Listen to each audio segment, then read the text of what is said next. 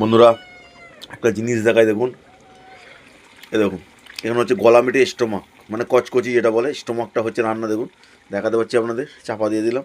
আর একটা মজার জিনিস দেখবেন, এই দেখুন দেখুন দেখুন আমার পায়ে কাছে দেখুন খাওয়ার জন্যে।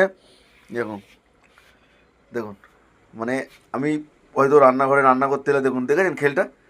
দেখুন বন্ধুরা, আমি রান্নাঘরে এই মাংসটা, গলা মেটে স্টোমাকটা এই রান্না করছি, মানে ওদেরকে আমি দিয়েছি মানে খাবার জন্য। দেখুন আমার পায়ের কাছে এসে বসে আছে। দেখুন বন্ধুরা, ওনাদের দেখাতে পাচ্ছি, এই দেখুন এখানে আছে কালি লালি।